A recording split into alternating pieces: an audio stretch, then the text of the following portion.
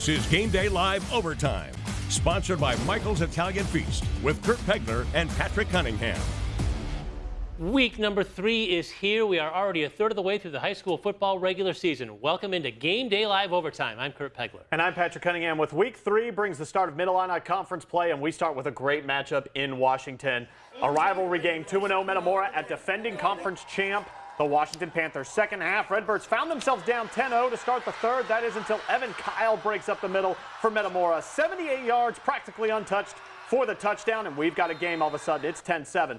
Washington looking for an answer. Hunter Reed takes the handoff, fighting for the first down here. Did he get enough? We bring out the chains, and just by a nose, he gets the first down. Now third and long inside the 10. Carter Quinn finishes off the drive, gets the toss, fights to the goal line. Touchdown Panthers. It's 17-7. After a Metamora 3-and-out, Quinn, he's going to get the ball again. Going to break one tackle and take two defenders to bring him down to close out the third quarter. So in the huddle, they're talking about it. Hey, how about we start the fourth by giving Quinn the ball again? He breaks through this mass of humanity here, sheds off another two tacklers. He's not being stopped tonight. He's in for the touchdown. Washington wins 30-7. All right, buckle up for this one. Dunlap hosts Pekin in a wild conference opener. Eagles going for it, 4th and 8 from the 26-yard line. John Bargan hits Dawson Marmion for the score. What a call, 7-0 Eagles. It's 14-0 Dunlap when Pekin strikes with a big play. Screen pass, Brogan Benassian to Dylan Anderson. Remember that name. The sophomore with a huge play. He takes it down the sidelines. This is an 80-yard score, his first of the night. Pekin would score 27 straight points to close out the first half. Final seconds of that first half, Benassian to Peyton Hess. Look at this catch in the end zone. Wow. 17-yard score, 27-14 Pekin. Now, Dunlap would tie the game in the fourth quarter, and Pekin would answer again. It's Benassi to that man. Dylan Anderson, that's a 46-yard go-ahead score, 34-27 Pekin. Still enough time for Dunlap to answer. And John Bargan goes to Max Sutter. Corner of the end zone, and look at this catch. This makes it 34-33 Pekin. Dunlap is going to go for 2 and try to win this thing at the end. But guess who? Dylan Anderson playing defense. He gets the pick in the end zone to deny the 2-point conversion. A wild one. Pekin wins it 34-33. Canton and Morton facing off in a conference opener, both looking for their first wins. Canton with the ball here, but the ball-hawking Potters defense going to take it away.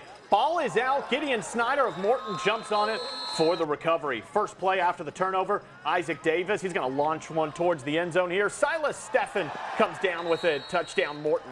Little Giants trying to move the ball for an answer. Quarterback Leighton Otto, though, has his pass broken up by Cole Rinkenberger. That was the story of the night. Defense was all over the place. Morton wins 53-7.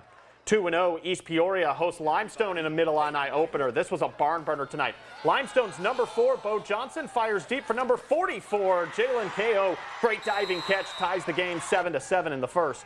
Raiders say we can throw it pretty deep too, though. The lefty, Evan Sullivan, hurls it for Joe Clark. Comes down with it deep in Limestone territory. 2 plays later, handoff to R.J. Jackson. He's in despite the pull of the face mask, and East Peoria wins 47-28. Raiders are 3-0. How about this? To the Big 12 Conference, unbeaten Normal Community at home against Urbana. Kalen Taylor busts it to the outside, breaks a tackle, eventually gets knocked out of bounds, but not after a big gain here. He picks up the first down. Then later, it's quarterback Kyle Beatty. He's going to fake the give. He's going to swing it out wide to Jalen Smith, and he's going to do the rest. Stay in bounds, down the sidelines, cut back, missed a couple of tacklers, get in. Normal Community's 3-0 after a 56-zip win. Bloomington tries to go 3-0 to open the season. The Raiders are playing host to the Manual Rams, and Bloomington's driving early, but throwing into the end zone and intercepted Manual's senior, Kyron Campbell, there for the defensive stop. A nice play. But later, Bloomington quarterback A.J. Hodgren's going to get even. He's going to throw this long one down to Keontae Williams. A beautiful ball down the sidelines. Williams is off to the races. Bloomington's in business, and a couple of plays later, senior Rob Lanier is going to get into the end zone for a touchdown. Bloomington is indeed 3-0 after a 41-8 win over the Rams. Notre Dame, the only Peoria team playing at home. They're taking on Champaign Central. Scoreless in the first quarter, that is until quarterback Ben Mullins emerges from this pile of humanity, breaks through for a 40-plus yard touchdown run. This makes it 6-0 Irish. Very next possession, they're down inside the 10. He keeps it on the quarterback sweep, gets the block from Kobe Ireland, a second score on the night for Mullins. And how about on the 2-point conversion, some swinging gate. Jack Livengood rolls out right, finds a wide open Lawson Alwan for the score. P&D wins 54-15. Richwood's on the road at Champaign Centennial. Early first quarter, Champaign Centennial is driving, but the Knights' defense puts a halt to that. This ball is picked off by Jeremiah Boatwright, and a great return deep into Chargers territory. Nearly took it all the way back, but the Knights fall tonight on the road 32-0 in Champaign. U-High at Hancock Stadium hosting Decatur MacArthur. This is on just the second play of the game. U-High's Alec Whelan with the throw to A.J. Holden. Almost dropped it, but he holds on, and he's gone. Scores the early touchdown for the Pioneers. Then after an interception on defense, the offense set to roll again. Whelan throws to Carson Stevens. He has space to run. Conley sidesteps the defender. He takes it into the end zone. All U-High tonight as they win 48-7. Other Big 12 teams on the road tonight. Peoria High wins a barn burner with Morris, 58-52. That's a typical Peoria High football game. Normal West also wins on the road 28-14 at Danville. And to the small schools, we start with a great matchup between a pair of 2-0 teams. How about this? Eureka and Deer Creek Mackinac squaring off. Heart of Illinois conference matchup. Eureka building a 26-0 lead in the first half. Austin Gerber completes the pass to Troy Kupperschmidt. This is going to be a first down play. Boy, the Hornets offense just clicking on all cylinders tonight in Mackinac. The defense did as well. Andrew Zimmerman with the interception here. This is going to give Eureka great field position.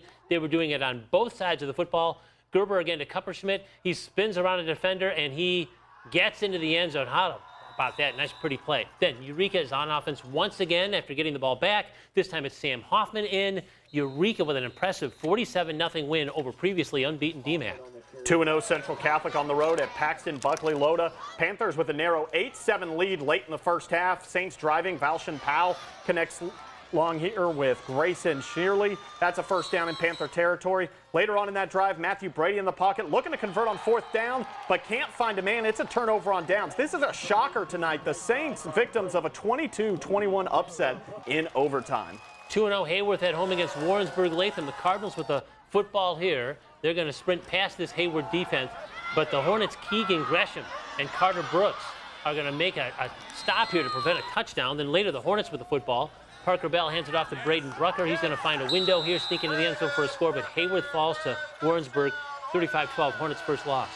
Ridgeview, Lexington, and El Paso Gridley squaring off. Sophomore Javian Maxson with a nice run here for the Titans. He's going to get the first down and more here. El Paso Gridley with a nice drive. They're now within range of a touchdown, and it wouldn't take long for them to score. Very next play, Aiden Adams takes the handoff. He's going to rumble past the Mustang defense. Got horse-collared here on the way into the end zone. It doesn't matter. That'll give the Titans a 7-0 lead, and they wouldn't give it up. Titans win big, 28-6. Undefeated Farmington at home against Decatur St. Teresa, and they're down 12-0 early, but Logan Hutt takes the handoff, churns out some yardage here for a Farmer first down, and a few plays later, quarterback Lane Wheelwright calls his own number, sprints past the defenders. He thinks he's into the end zone for a score, but there's a holding call, so it takes the points off the board. Later in the drive, though, 4th and 15. From the 26, Wheelwright finds Carter Lambin over the middle. That's a touchdown, and the Farmers go for it on 2. Wheelwright scrambles. He looks. He goes to Jared Fowler, who makes the grab, and the Farmers rally. Down 12, they win it, 42-18. 2-0 Elmwood Brimfield at home against West Hancock. They had their way on the ground tonight. Out of the wishbone, Matthew Glenn takes the give, gets to the outside, takes 3 guys to the ground with him. He wasn't giving up easy tonight. Later in the drive, Bo Windish, he makes 2 guys miss, powers his way into the end zone for 6. That put him up 20-12. Next drive, same story. Glenn with the ball, follows his lineman. There he is, tripped up, but not before picking up the first down. And then the very next play, he can't be stopped tonight. Glenn gets to the edge, turns on the Jets. He is gone. A house call for Glenn, and Elmwood Brimfield goes on to win 71-36. To the Sangamo Conference, undefeated Olympia at home against Pittsfield. Spartans marching on their opening drive. Jimmy Lawler up the gut, finds pay dirt from 16 yards out. They lead 8-0. Then later, the Spartans keep it rolling. Brendan Hardman takes the pitch in the backfield, breaks it to the outside. No one's going to touch him. 78-yard house call down the sideline. It's 15-8 Olympia. Spartans rushing attack could not be stopped tonight. Lawler says 1 touchdown's not enough. 47 yards on the ground for this score, his second of the night. 23-14, and they would go on to win a shootout 43-34. And lots of offense around the area tonight. Princeville playing at home for the first time and hosting Knoxville on the Prince's first possession of the night. Quarterback Jake Williams rolls to his right. He hits Brady Day, and look at this. He dives into the end zone. Nicely done. Princeville's ahead 7-0. The Princes get an interception moments later, and they turn that pick into some points on their second drive. Noah Geiger runs this ball down to the 1, and on the next play, he would score from the 1-yard line. 48 points in a 48-19 Princes win. They're 3-0. Now take a look at the rest of the games from around the area. We'll start in the heart of Central Illinois Conference. Tri-Valley bouncing back tonight, a 52-13 win over Shelbyville. Clinton in their homecoming tonight, they take down Tremont 49-8. Also in the heart of Central Illinois, Leroy gets a big win over Fieldcrest 49-0. Over in the Illini Prairie, St. Joe Ogden wins over Prairie Central 49-20. And then Pontiac falls to Rantoul 21-15 tonight on the road. Stark County gets another win tonight. Big winners over Abington Avon 40-16. Wow, week 3, lots of offense.